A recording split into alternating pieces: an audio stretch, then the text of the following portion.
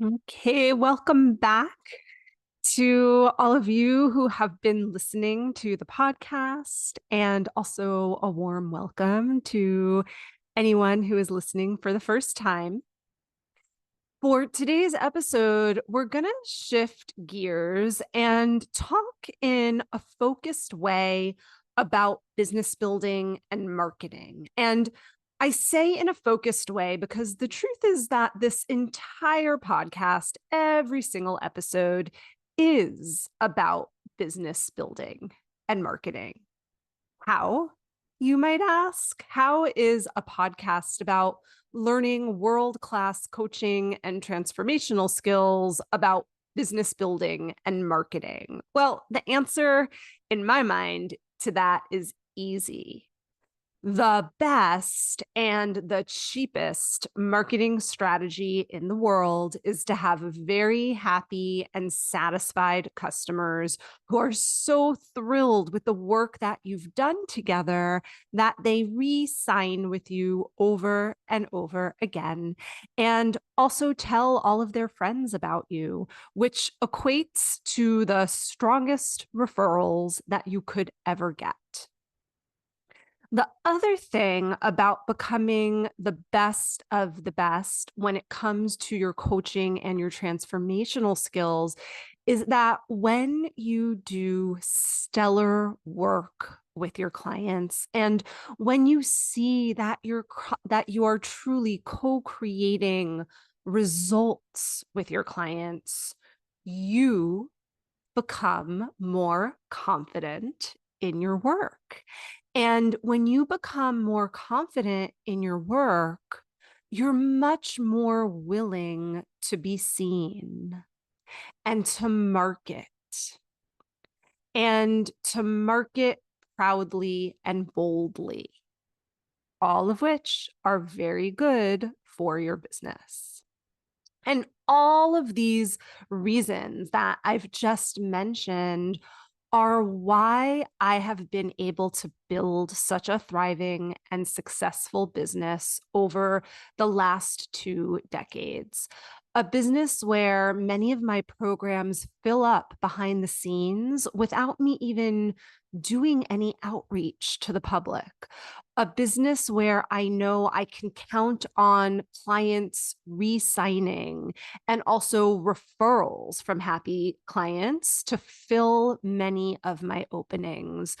A business where every day I get emails and texts and messages from current clients as well as past clients about the difference that I've made in their lives. So all of this is to say that I stand firmly and proudly behind the idea that the best marketing strategy in the world is to be a practitioner of excellence.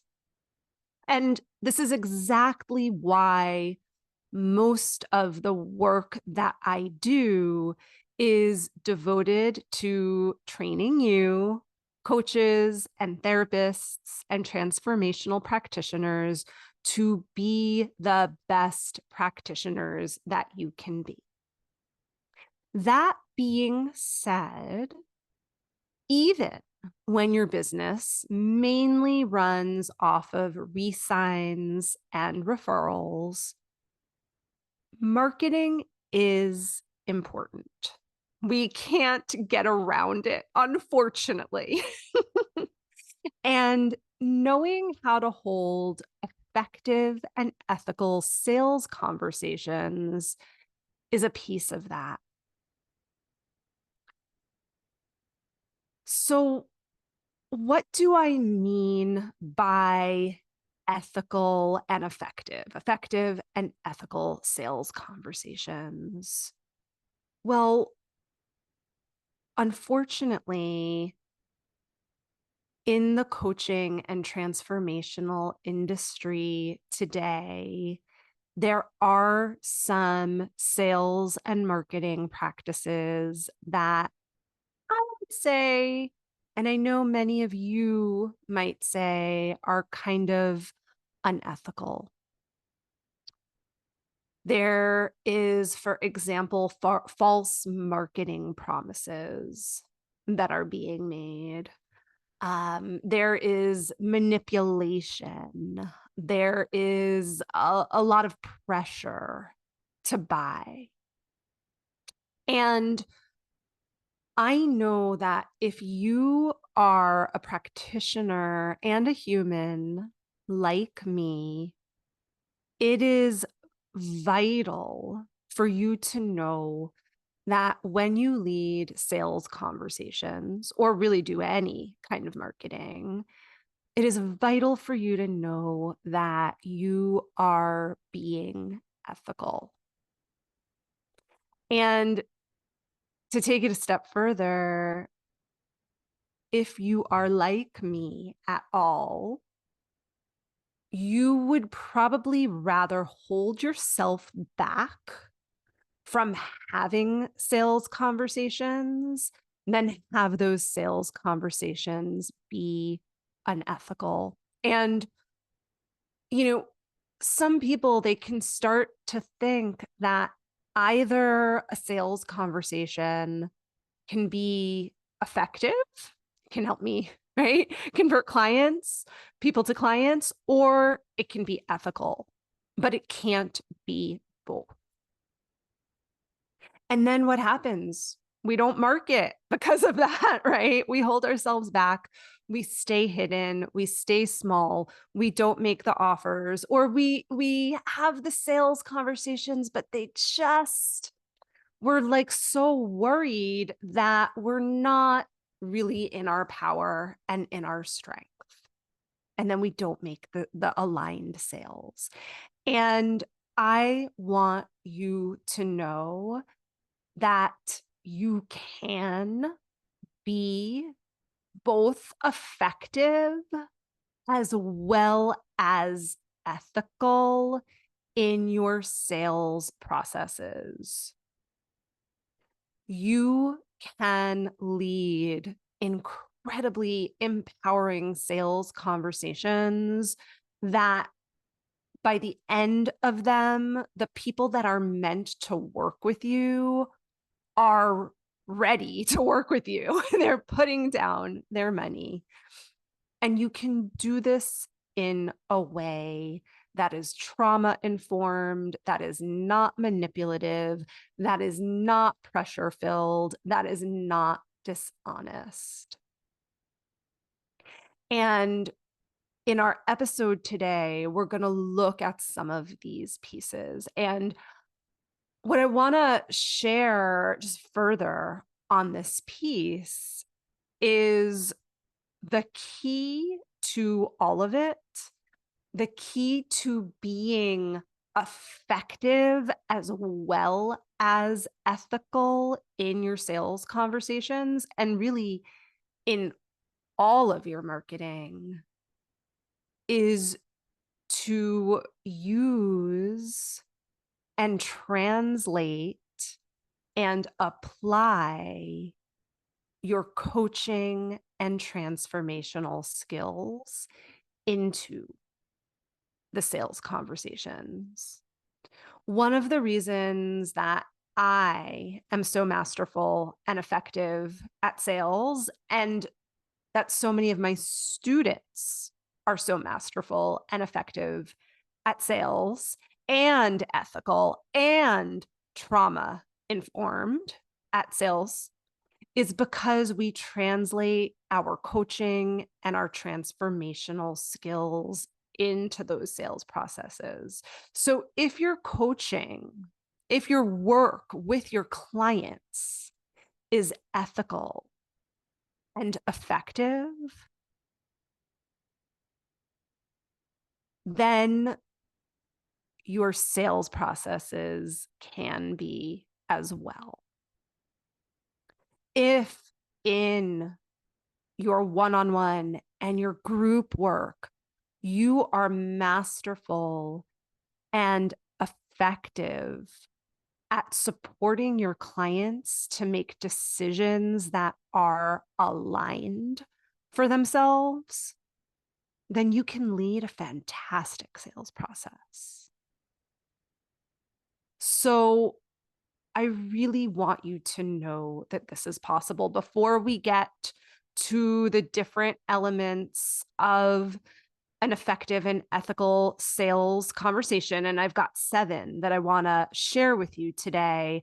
I really wanted to start here, right? So that you can know that this is possible, even if you've been scared. And I will just briefly share that when I first started out as a baby entrepreneur and a baby coach, I had a lot of doubts about this. I held myself back from sales conversations. I had a couple of prospects in those first years that were handed straight to me by referrals. And I still messed those conversations up because I was nervous, because I didn't want to be too aggressive, because I didn't want the prospect to get angry at me, because I was worried about being a fraud, right? Like all the things. But I've learned, and you can too. So I have a lot to share and teach on the topic of sales conversations, so much so that I have an entire 5-hour home study training on the topic that also, in addition to the 5 hours of recorded trainings, it also includes detailed scripts for sales conversations themselves and detailed templates for scheduling sales conversations, et cetera, and follow up, et cetera. The 5-hour home study training is called Authentic Enrollment Conversations. And if at the end of this episode, you know you want to go deeper into all of this and get a thorough and full training, there's a way for you to do that. And I'll share the link in the show notes. Now, I know that you don't have 5 hours today. I don't have 5 hours today. So I'm going to keep it somewhat short and share some tips to get you started. So here we go. Here are the 7 elements for effective and ethical sales conversations. Element number 1. And this one goes back to something I said very quickly a few moments ago, and I want to underscore it. It has to do with you and who you, the practitioner and the salesperson, is being throughout the sales process.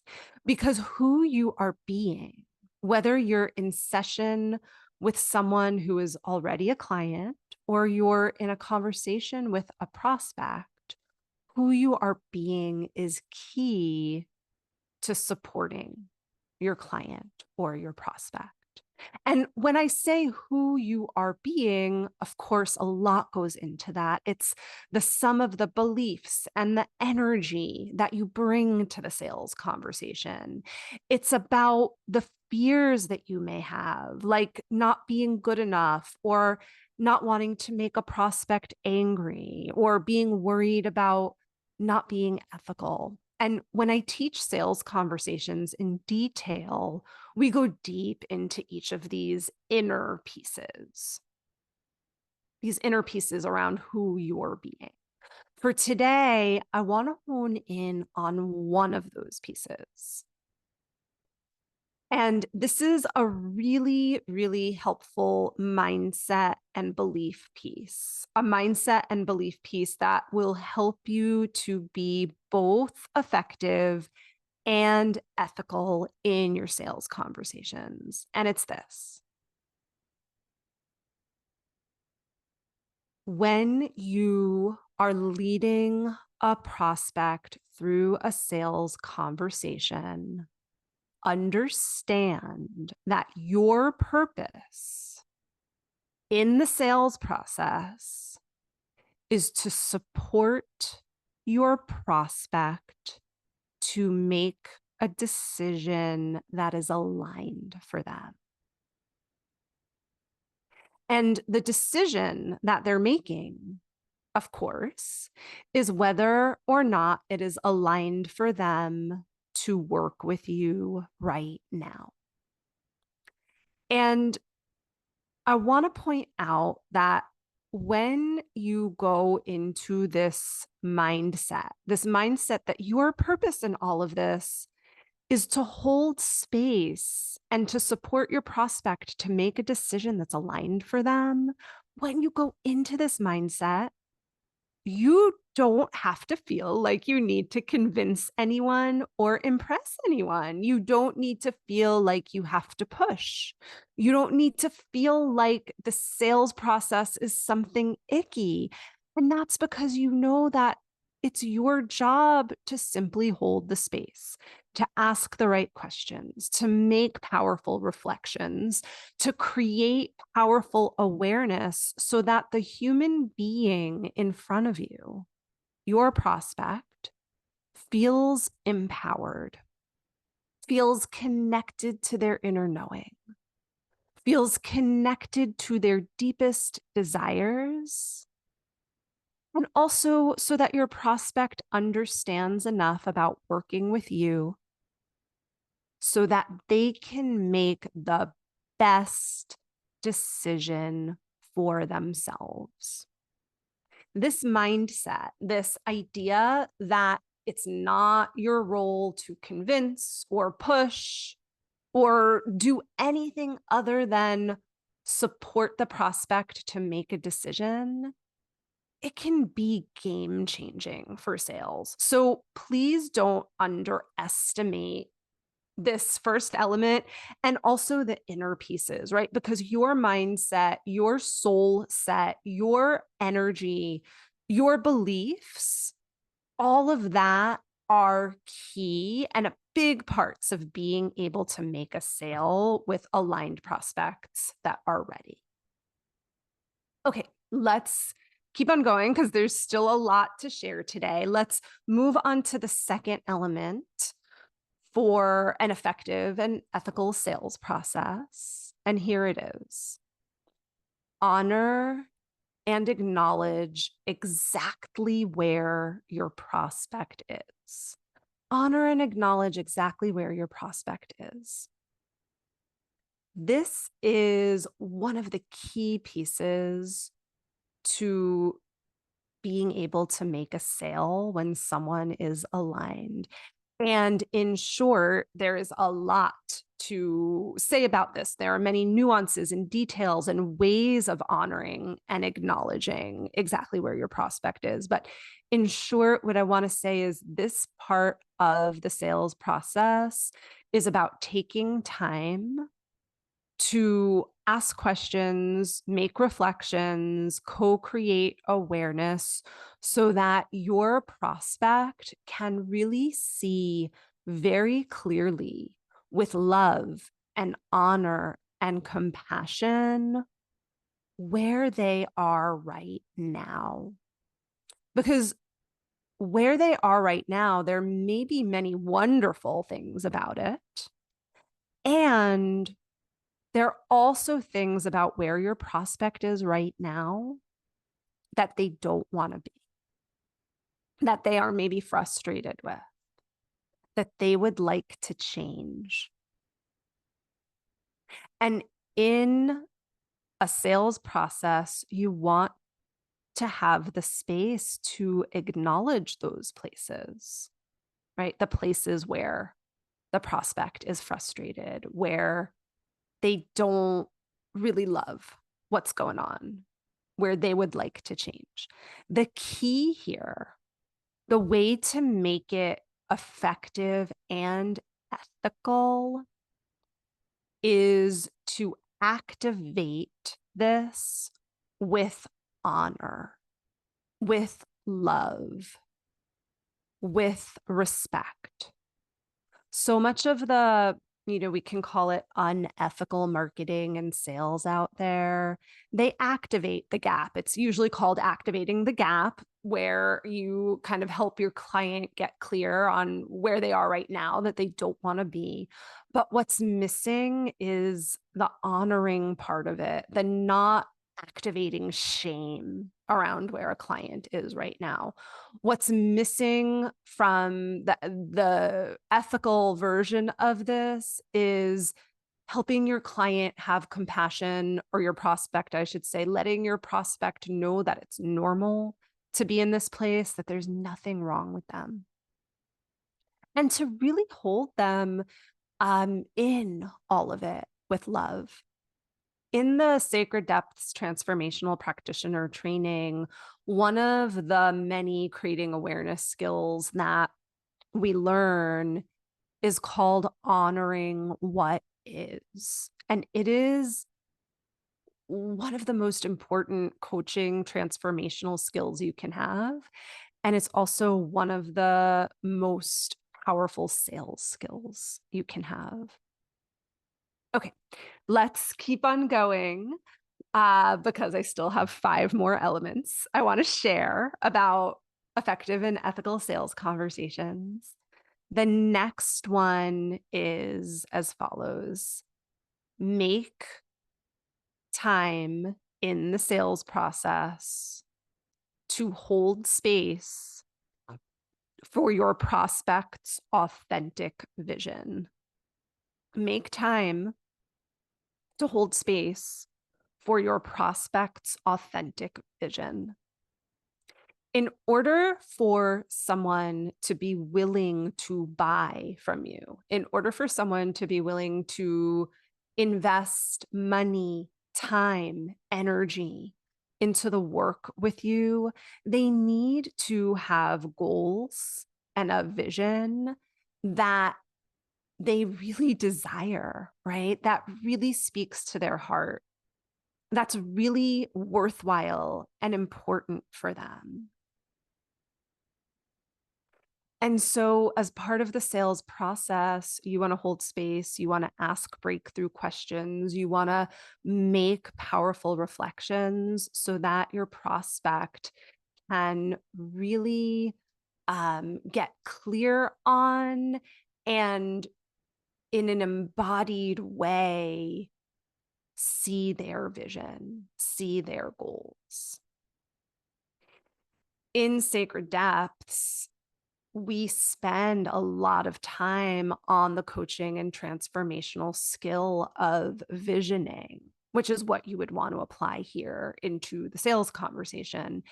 And the reason why we do is because a lot of coaches and practitioners out there, they are, when they vision with clients or prospects, they're not really hitting the deepest desires. They're getting to a lot of shoulds or old expectations or desires, things that are not necessarily authentic for the prospect or not as deep as they could be, right? So you want during that sales process to really hold space for the authentic, heart-centered vision.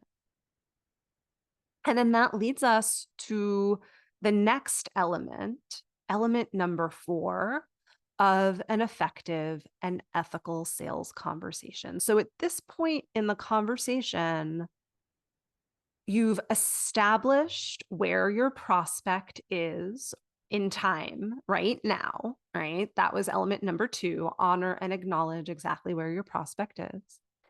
And then you've also established where they would like to be in the future. That was element number 3, hold space for their authentic vision.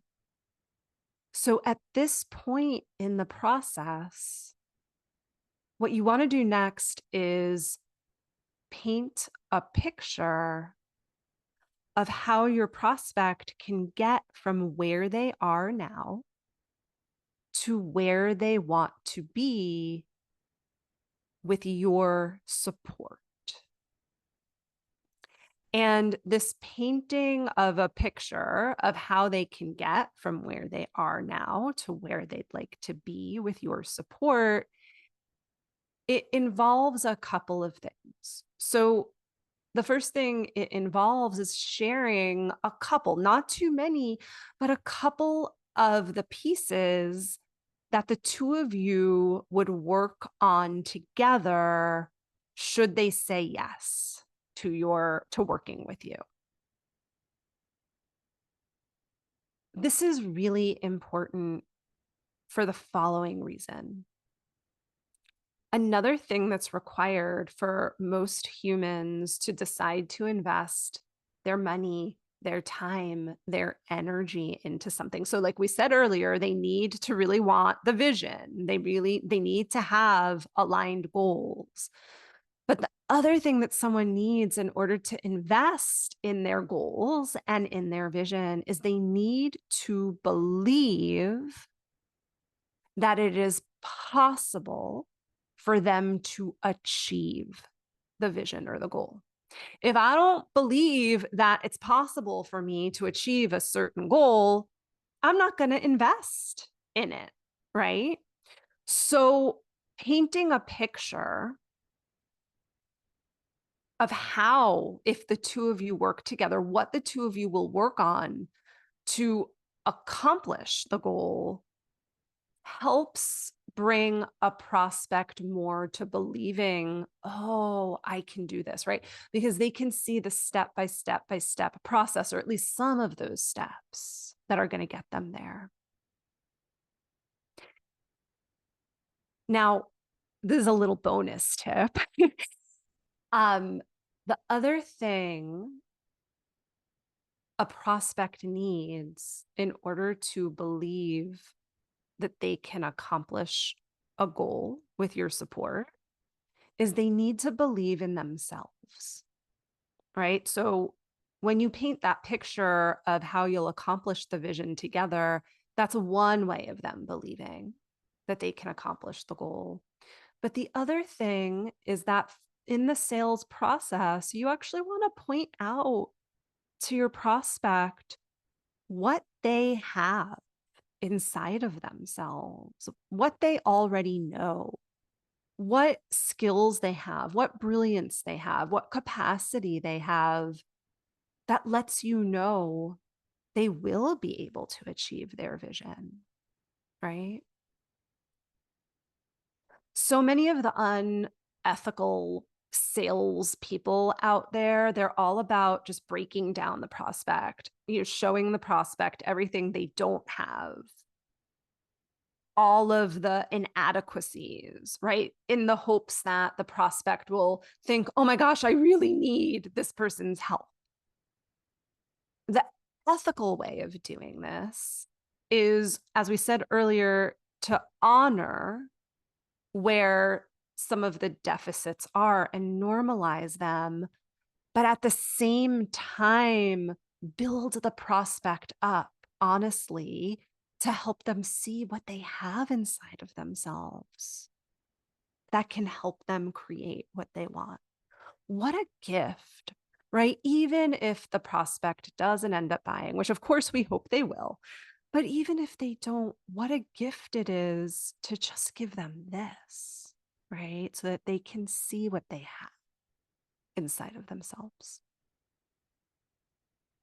Okay, let's move on to element number 5 for effective and ethical sales. And this is be honest.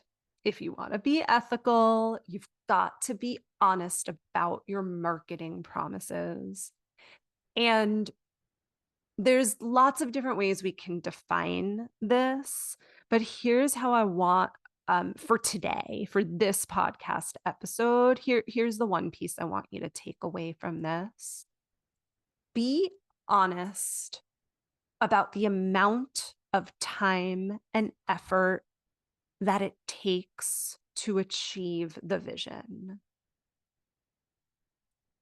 So much of the marketing and sales out there promises you the moon in a day, make $1 million overnight, lose 30 pounds in 2 weeks, whatever it is. And, I'm sharing some extreme examples here, but I think a lot of times, even ethical salespeople feel like they have to pretend that the process is quicker and even easier than it is in order for someone to buy. And I just want you to know that in all of my experience and all of my years of doing sales and in selling a lot, that has never been the case. In every single sales conversation that I have had, I have been honest about what the prospect can expect, not just from me, but from the process, how long it may take, the kind of effort that they're going to have to put in. Because the deep transformational work that I do with my clients, it requires effort. And I'll tell you, I don't know, maybe a few people over the years, less than a handful, have been scared away by my honesty or have, gone to instead to the coach that promised them everything in a day. But by and large, my honesty is what has helped make the sale. It's almost like the prospect takes a deep exhale when you share with them the truth. And they know then that they can trust you, and they know then that they're stepping into a process with an expert who knows what it takes. The other benefit of being honest about the process and the effort and the amount of time it takes is that then you don't end up with clients who have false expectations and then get upset, right? So it's a win-win all around. All right, let's move on to element number 6. Make a pressure-free invitation. Now, there are 2 parts to this element. There's the make an invitation part, and then make it pressure-free. And I want to just a little bit unpack what I mean by both. So first, make an invitation. This is where I see a lot of folks in their sales process skimp. They may hold a beautiful session with a prospect, help them establish where they are now, where they want to be, et cetera, et cetera. So many of the things we already spoke about today. But then they kind of shrink when it comes to the vital step of inviting the prospect to work with you, right? It's like almost like that part doesn't happen, or it gets really small, or it's not done in an empowering way. And usually that's out of fear that the prospect will reject you or won't think you're good enough or will get angry that you're bringing business into it, like whatever it is. So anyway, you want to make an invitation into working with you. And there are many different ways to make that invitation. We look at that in the Authentic Enrollment Conversations home study. But please, please, please make the invitation, make it from an empowered place. Don't skimp. But the other part of element number 6 here that we're talking about, I didn't only say make an invitation, but make a pressure-free invitation. And this is the ethical part of it. So I see some people out there making invitations, but saying, this invitation is only good for today. You need to make the decision right now, or you can only get it at this price if you tell me right now on the phone, right? Or on the Zoom, whatever it is.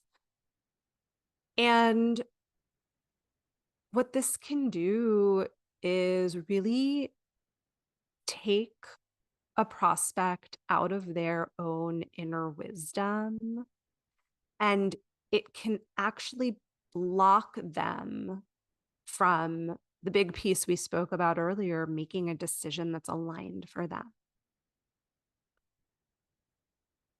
it's okay to have some urgency, right? I do in so many of my sales. There is a special rate if you buy by this date.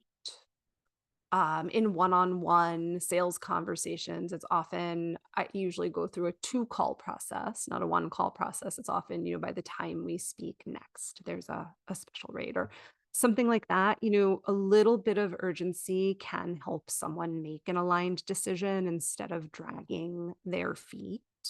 I'm all for that. I know I'm one of those people that is like, even when I know I want to do something, I'm just in resistance and I drag my feet. I need a little bit of a truthful push. But that being said, just watch for some of those tactics in the industry that are like buy now or else you miss out forever. Um, they're not good for people's nervous systems. They're not very trauma informed. Okay, final thing, final element, address resistance. Each one of these elements we could speak on for quite a bit. And this one especially.